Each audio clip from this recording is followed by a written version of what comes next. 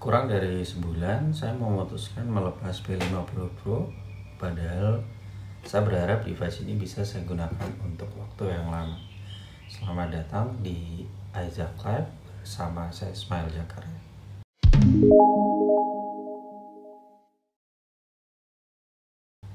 P50 Pro dirilis pada Juli 2021 lalu. Ponsel ini merupakan penerus dari Huawei P40 Pro yang dirilis pada 2020.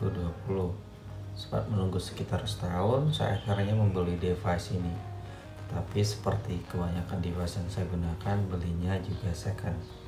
Nah, dulu di awal-awal peluncurannya di Indonesia ada satu fenomena di mana orang-orang yang belum sebulan pakai Huawei P50 Pro ini pada jualin. Nah, saya yang sudah cukup lama pakai Huawei agak heran.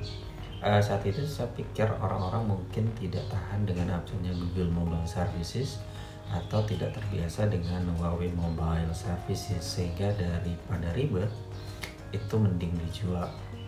Tetapi setelah pakai P50 Pro yang dirilis resmi di Indonesia, saya paham alasan banyak pengguna menjual device ini.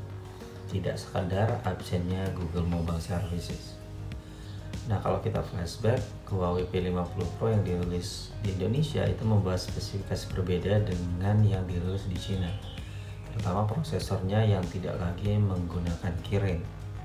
Nah, di awal saya kira penggunaan Snapdragon 888 tidak jadi masalah, tetapi rupanya saya yang salah.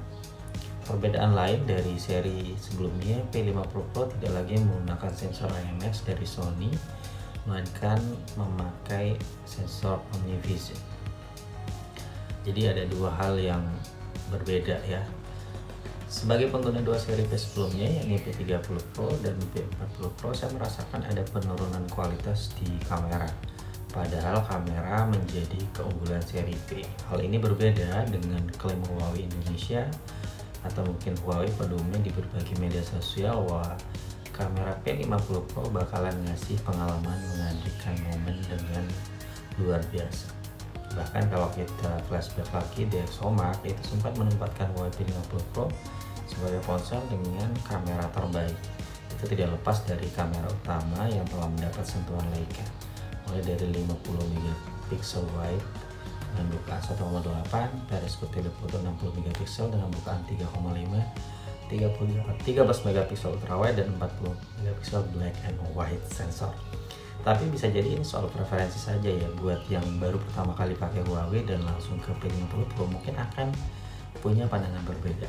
Pendapat saya ini murni karena saya sudah menggunakan seri P sebelumnya yang memang menggunakan Kirin. Di P30 Pro atau P40 Pro saya merasakan kinerja Kirin yang begitu mumpuni, baik dalam menghandle kinerja HP secara keseluruhan, juga kamera tentunya ya. Sementara ketika menggunakan Snapdragon di P50 Pro seperti ada yang beda. Nah, bisa jadi ini bisa terlalu cepat menyimpulkan sehingga tidak sampai sebulan itu sudah dijual dan justru downgrade saat itu ke Mate 30 Pro.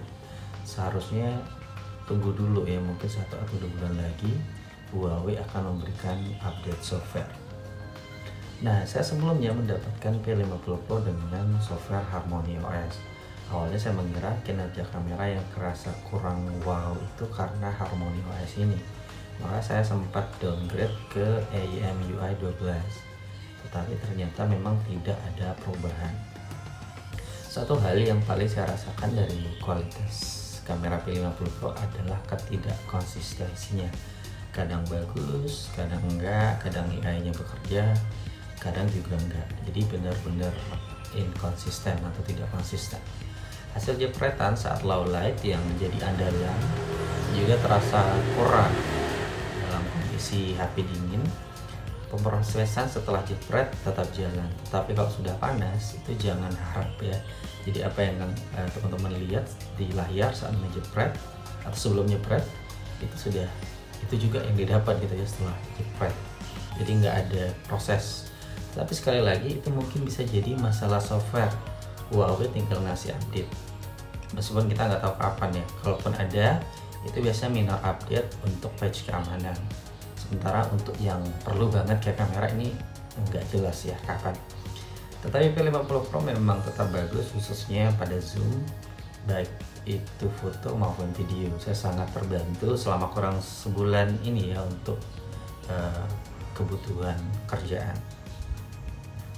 Nah, sayangnya jika disuruh memilih, saya tidak akan kembali menggunakan device ini, kecuali mungkin dapat yang versi Kirin ya. Nah, ini mungkin juga harapan yang sama dengan pengguna lain yang belakangan begitu banyak menjual P50 Pro jauh dari harga belinya di awal. Itu dia ulasan singkat tentang P50 Pro.